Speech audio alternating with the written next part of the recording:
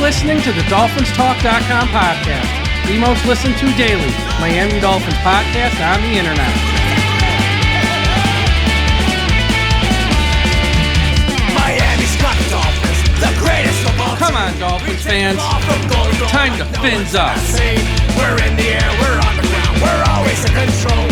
And when you say Miami, you're talking Super Bowl. Cause we're the Miami Dolphins, Miami Dolphins, Miami Dolphins number one. Miami Dolphins, Miami Dolphins, Miami Dolphins number one.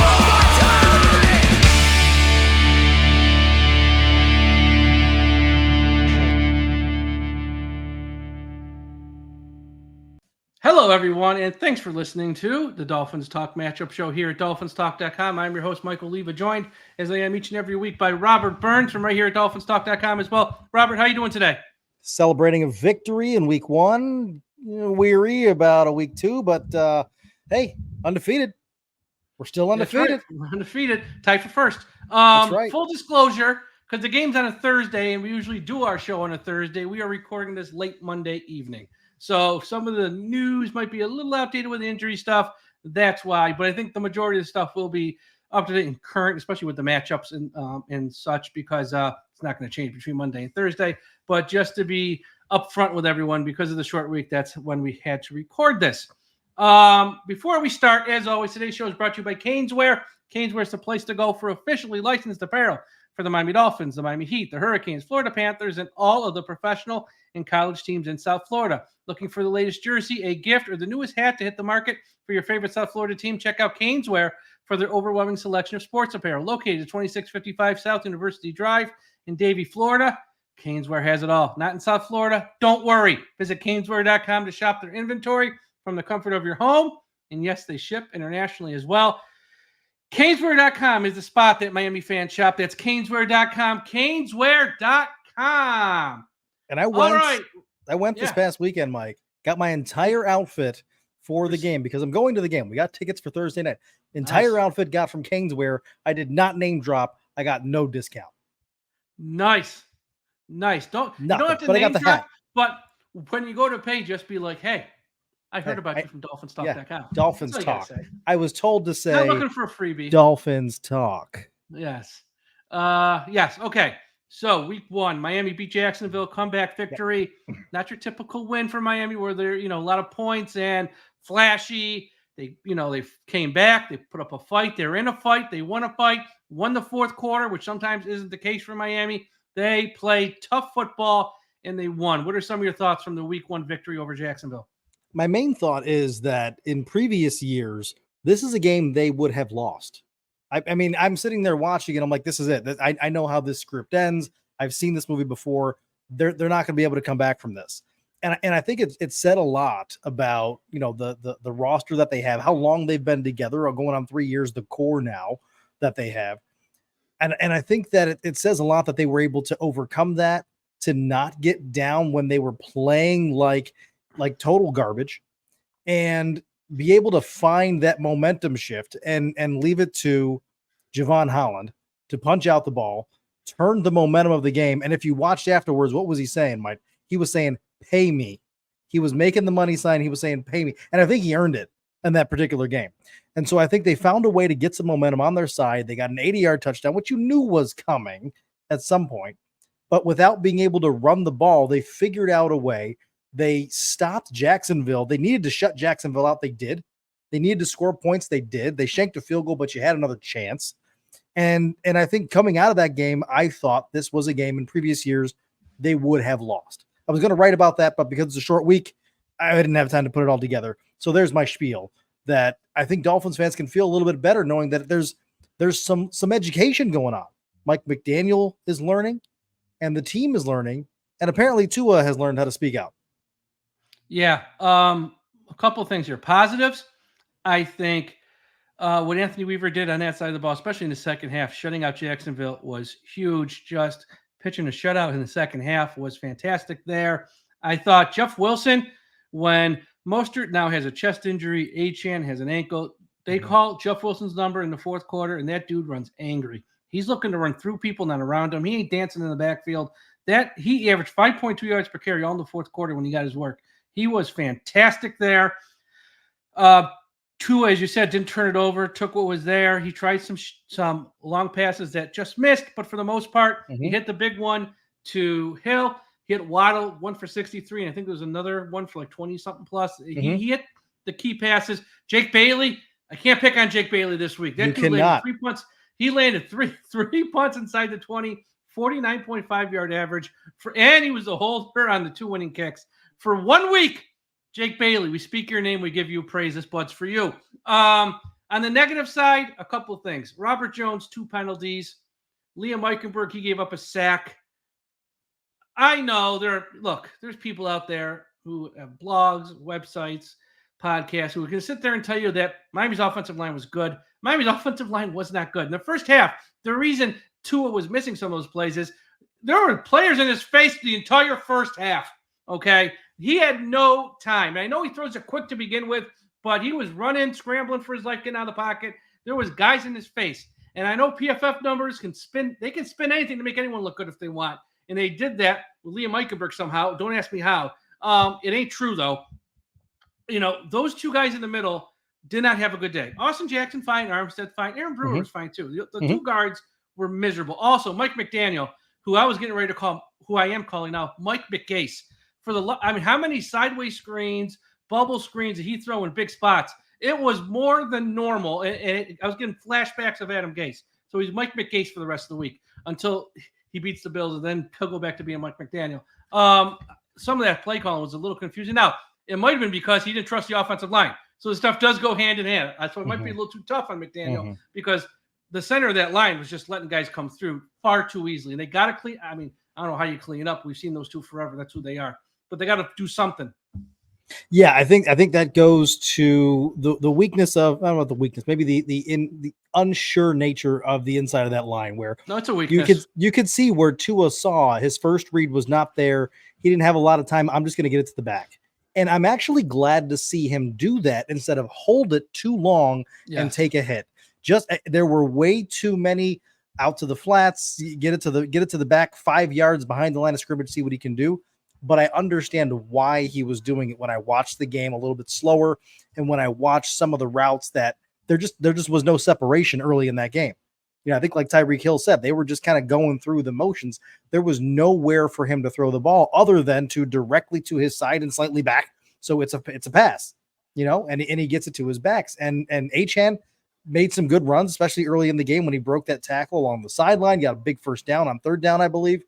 And we saw that throughout the game. But that, I think, is the reason why those plays were put in there. And if you saw, we had no 3rd wide receiver. So who was our 3rd wide receiver?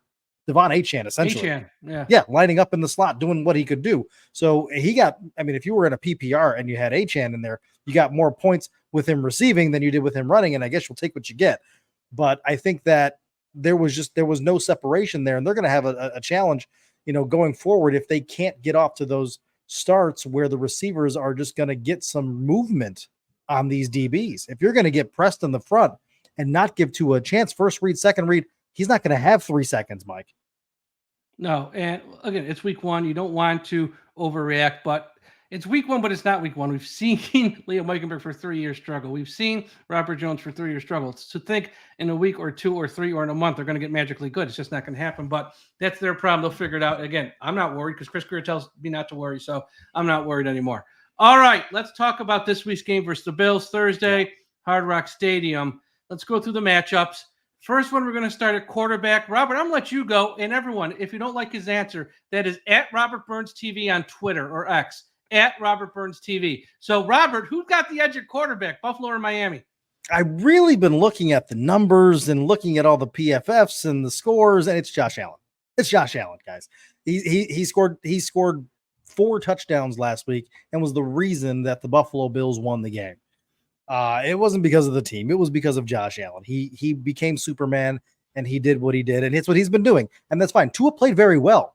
300 yards, no mistakes. He managed the game, did exactly what he was supposed to do, didn't lose you the game, but it took him until midway through the third quarter. Took Josh Allen a little bit too until he said, F this, and I'm just going to take it over myself. But until Tua can best Josh Allen 1-to-1, I'm going to blow you out. You have a bad game. I have a great game. I have to go with the proven product. And even on one hand, because he hurt his non-throwing hand, Josh Allen is the pick. He is the better quarterback. Yep. I mean, I agree. Look, that's not saying Tua is bad. I think Josh Allen behind Pat Mahomes is the best quarterback in the league. That's just me. And plus he beats us every time. So until we can really go out there and prove we can beat him, he gets the edge. That's not saying our quarterback stinks. It's just he gets the edge. No. Running back, we have to factor in Mostert with a chest, Achane something with his ankle, because they put out an injury report Monday, which you never do. But if you play Thursday, even though you don't practice, they go, if we would have practiced, these guys would not have because. So you got to factor that in. Jeff Wilson as well. Jaylen Wright was inactive. He might be active this week if those two guys are even less than 100%. Who knows? And the Bills got James Cook and Ray Davis right now because I think Ty Johnson's still hurt. So who gets the edge at running back, factoring in what Miami is dealing with? I think for me, even if Raheem and Achane were going in like they were going into week one, after what I saw last week, I got to probably go with Buffalo and James Cook. I mean, he scored or he ran for 71 yards. The entire Dolphins team ran for a little over 80, and that includes 11 yards from Tua. So I don't know if it's a testament on the backs. They had a bad day. They couldn't get to the edges. If it was because the blocking was so bad, but I think if I'm talking about running backs and running game, it all is all encompassing to me, Mike. So Buffalo ran the ball more than they did last year when they said we were going to run the ball 56% of the time this past week against Arizona. I think they lean on that a little bit more. They continue to, and they're probably going to have the better running game because Buffalo's defensive line is also very good. So with all the question marks, I think that Buffalo is going to have the edge there as well on the running side of the ball. Yeah, if Achane was healthy, I'd probably go push because I think Achane and Cook are very similar. But if Achane's less than 100%, which sounds like he is, at least at the time we are recording this, I'd give probably a slight edge to Buffalo, but it's slight. It's not drastic by any means.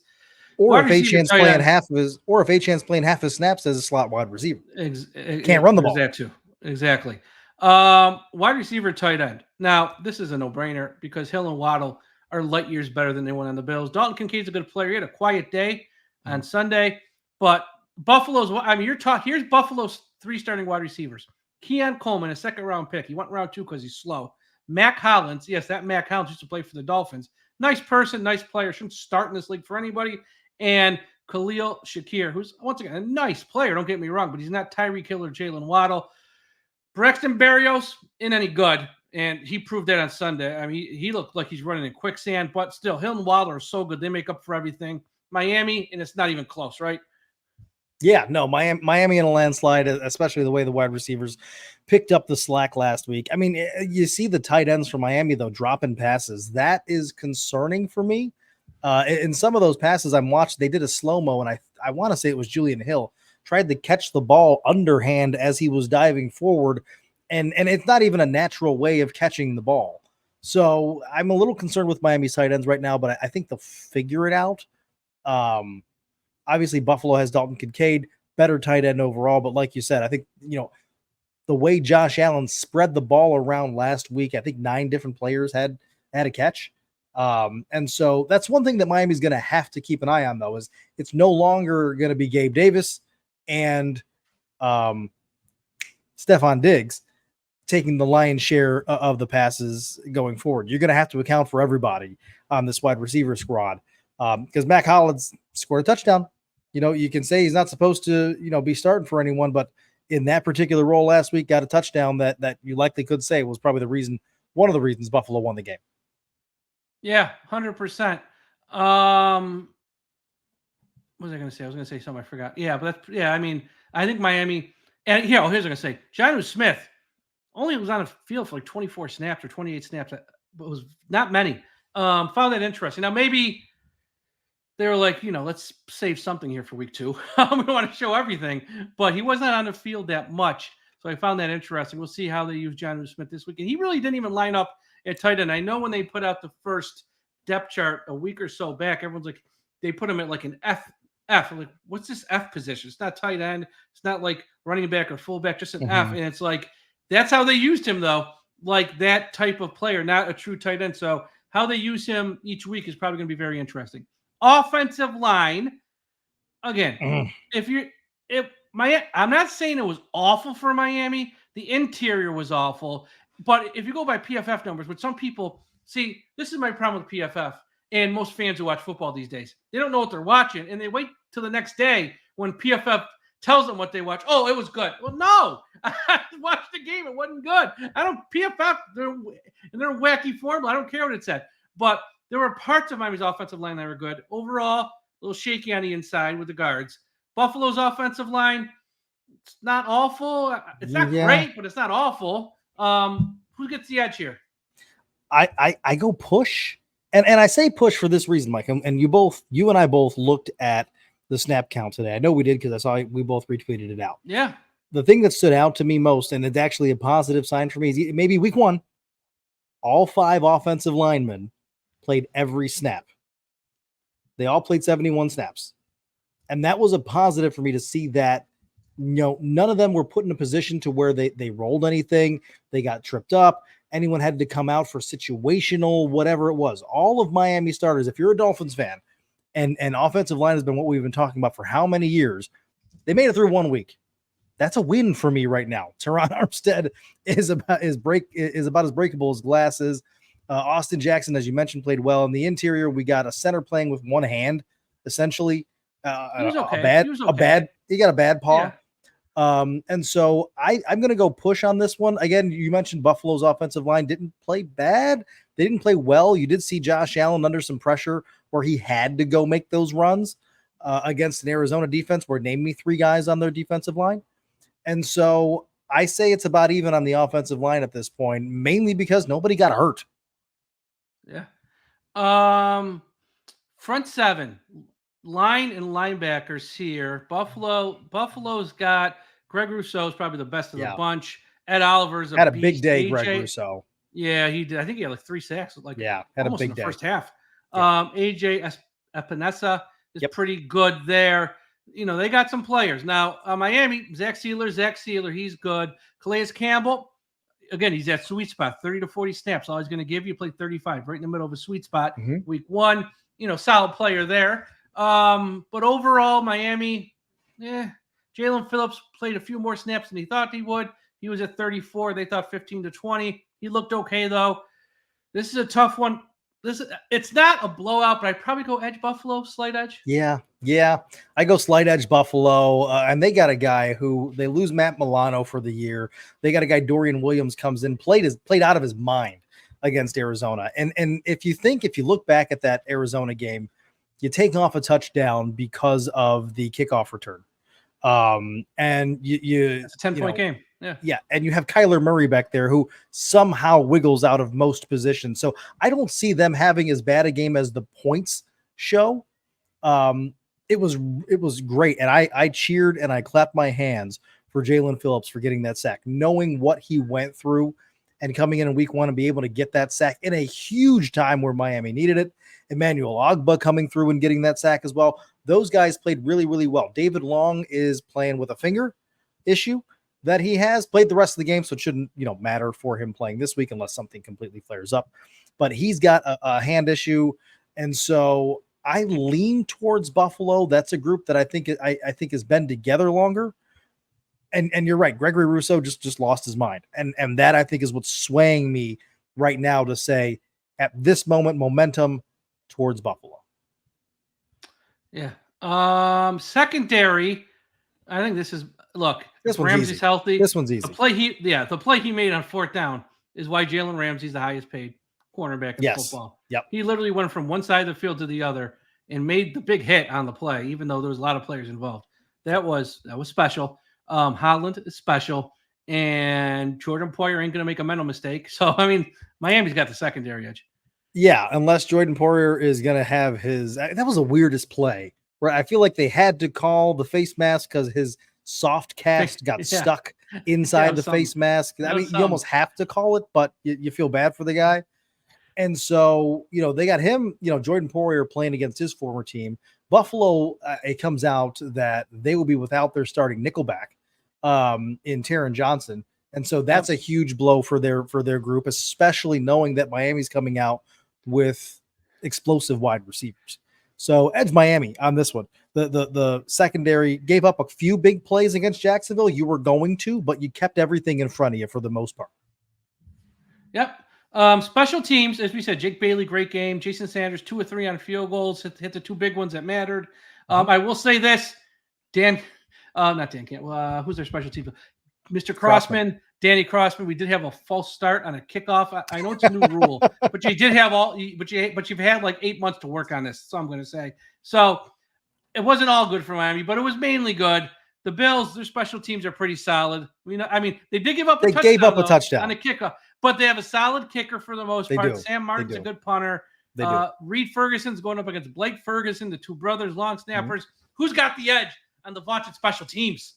Because Buffalo gave up a touchdown last week against a guy who looked like he was running as fast as I could once he got past the 50. Size of me too. He looked like he was a chunky guy. That was big boy. He doesn't miss a meal. Like a fullback, he looked like. But he got himself some points, and that's the reason why I'm going to say Miami gets the edge on special teams. I mean, Jake Bailey, again, another guy, had the game of his career for Miami at this point with those 2 kicks, pinning them inside the 5. And really did a good job. Jason Sanders learned from his mistake. You didn't even see Mike McDaniel try and inch the ball closer at the end. He's like, 52. He's good. He's got it. It's fine. I trust him. And he did. Yeah. And he won it for us.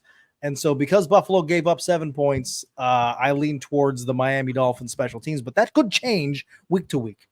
Yeah. I mean, for 1 week, I'm not going to push back on it because Jake Bailey, he deserves his flowers for a week. Okay. Now, coaching, to me, this is a no-brainer. One coach wins the AFC East every year and wins, has won in the playoffs, one squandered an 8-3 start and a 9-3 start. We all like Mike McDaniel, but Sean McDermott's the better coach. Yeah, I mean, you guys have heard us do this last year. We're going to do this year, especially going up against these coaches where they just have so much more experience and they have so many more accolades. I mean, last week I picked what's his face across the field for Jacksonville. What's it? Peterson. Right? I picked Doug Peterson. The bonehead move. Yeah, but he's got a Super Bowl ring. I had no reason not to pick him. And just like you mentioned, Sean McDermott has been to the AFC Championship game. He's won the AFC East the past 4 or 5 years. And Mike McDaniel has no such thing on his resume other than passing title for his quarterback. So I go with Mike McDermott, same as I did last year until Sean McDermott. Against Mike McDaniel, Mike McGase, whoever we got it. People liked it too on social media when I put it up. Miami was still losing because they were still losing. So people on Twitter are a little bit surly, like, "Oh, we're going to lose this game." And this guy's throwing a sideways pass on 3rd and 8 up for like the 5th time. And I go, "This is Mike McGase." Waiting for Mike Wallace to show up. That's it. Yeah, exactly. All right. So before we get to our Bold and Bull segment and our predictions, as always, big shout out to everyone at finheaven.com. Everyone go to finheaven.com, largest Miami Dolphins message board on the internet. Also a shout out to our friends at the I Am Miami Dolphins fan Facebook page, run by the great, talented, and very smart Carlos Hernandez. If you're on Facebook, please be sure you are part of the I Am Miami Dolphins fan Facebook page. And wherever you're listening to this podcast, Apple Podcast, Spotify, Podbean, iHeartRadio, Podchaser, YouTube, smash that like button on YouTube, but subscribe. You don't want to miss an episode. We got shows each and every day of the week. And Thursday evening, right when that game ends, Tom and myself will be live with the post-game wrap-up show very, very late Thursday evening. All right, Bold or Bull. Robert got off to a slow start. It's week 1. So, okay, now you got to dig out of this hole. You were 1-5 last week. The only one I think you got right was Tyreek over 110 receiving. All the rest, not good. So we got to bounce back this week. We got to get you back in your winning ways. Number 1, the Dolphins defense will force 2 or more turnovers. 2 or more. So if they get 2, then I win. You win. So it's bold. I'm going to say they get the 2. I'm going to say I still am of the belief that Josh Allen is good for 1 or 2 bonehead plays every game. And he was darn close to losing some fumbles last week against Arizona. He might lose a fumble. More likely he gets picked off. And I will laugh out loud if it's Jordan Poyer who picks off Josh Allen. My next one I just changed because when I wrote it this morning, we didn't know about the injury history to Achane. So I'm just erasing it and I'm putting in a new one. Miami has a rushing touchdown, at least one rushing touchdown. I think that's got to be bold. I think Mike McDaniel has to focus on getting that running game going, almost if you have to force it. And I don't see them putting themselves and the way that the defense played last week. I don't see them putting themselves in a position where you're going to be so far behind you have to completely give up the running game. And so I think they get to a point where they're close enough. They're able to punch one in, and heck, it may be Jaylen Wright because we saw what he was able to do during the preseason. And he has the capability to do that if he has to. And if it's got to be Jeff Wilson busting you right up the mouth, right up the middle, it could be that too. Bold. Bold. The Dolphins' offensive line, they gave up 2 or fewer sacks. Bold. If the Bills get 3 That's sacks. Bold. Bills get 3 sacks. Bills get 3 sacks. That's going to be bull. And some of that's just going to be, I think Tua in this game might press a little more because of the grab. It's not Jacksonville. It's Buffalo. It's Thursday night. It has a lot more weight to it than week 1 against, the Jacksonville Jaguars. So I think he might hold up a little bit. And we talked about the reasons and the names on that defensive line. Greg Rousseau, he's coming off a big game. He's going to want to get some action in on there as well. So I think that he could go down 3. It could be one of those where he tries to scramble and slides and just happens to lose a yard, and that counts as a sack. All right. Tua throws for over 275. Oh, that's bold. Come on. We just talked about there is nobody in that secondary that you're scared of for Buffalo, and there are 2 guys that you are absolutely terrified of as your wide receivers for Miami. And if you want to count 3, if you want to count Achane, if he gets the ball on a crossing pattern, forget about it. If he's able to be healthy enough to go out there, he's going to be just as gone as Tyreek Hill was. So I think Tua throws for 275. He threw for 300 against Jacksonville. Yep. I'm going to give you the one that you won last week again. Tyreek has more than 110 receiving yards. I'd say if he gets it this week, I'm going to have to raise this number, start moving forward. 110. I say bull. I think that Sean McDermott's play is going to take Tyreek Hill out of the game. Let legitimately anybody else beat us but Tyreek Hill. I'll put 5 guys on Tyreek Hill, and Jaylen Waddle can walk in the end zone, but he's not going to be the one that beats us. And so I think that they hold him in check. He probably gets 80, which to me is being held in check. Still good day. Last one. The Dolphins defense has 2 or more sacks. That's a big boy they're bringing down. That's a big boy. And I don't know. Here's the thing is I didn't have the opportunity to look up any historical data on how many sacks Josh Allen has taken against Miami. I don't think it's that many. And so I'm probably going to go with the under. I'm going to say it's bull. They do not get 2.5 sacks. Maybe they get 1. It'll take Calais Campbell and somebody else to get him down. But two seems enough. 2 seems too high. All right. So we got them all locked in. We'll see if you can dig out of this hole you got yourself in here. I got myself into quite a hole, guys.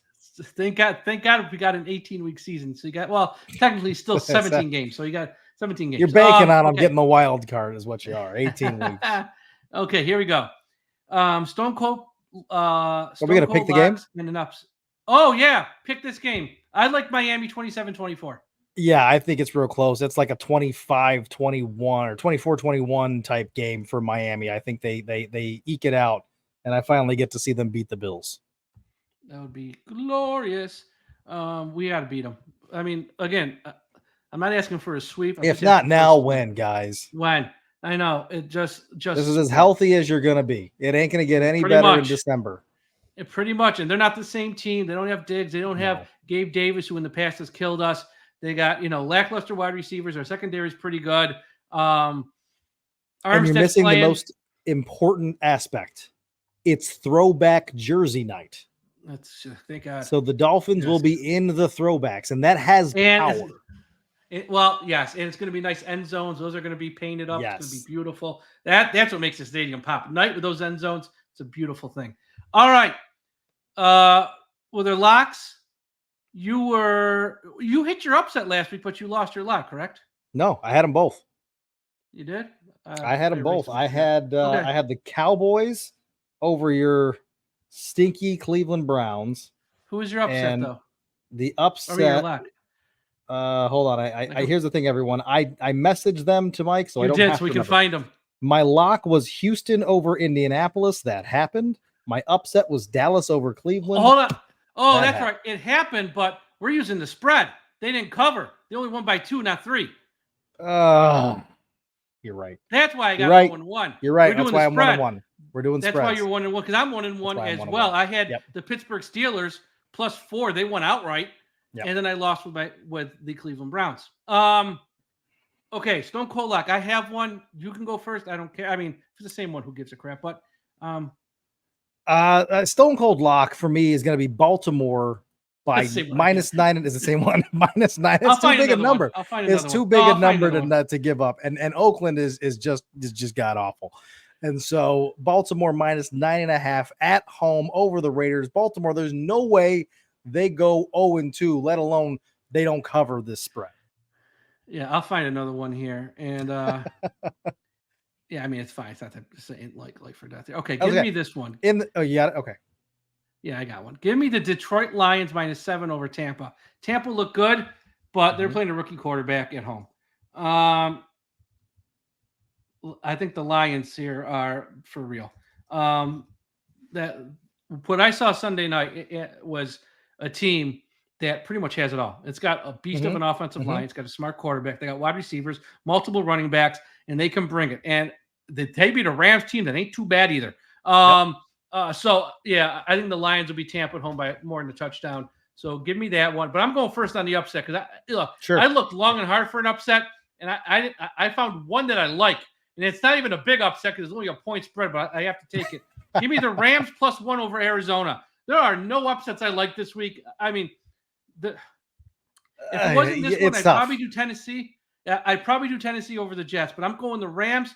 I can't believe they're the underdog, the Rams, number 1. But give me the Rams +1 over Arizona. That's the easy route. Although I hope you know the Rams, they lose Puka Nacua. He's injured. So trust me, he's on my fantasy Cooper team. Kupp's I know. Enough. Okay. He's probably going to cost me a win this week because the guy got hurt. Cooper Kupp's enough to win. So I think I'm going to ride the hot hand here. This is my upset. Okay, yeah, I think I'll play this one. I'm going to ride Bo Nix and the Broncos. They are 3-point dogs at home against a Steelers team who did pretty much nothing on offense and got away with a win.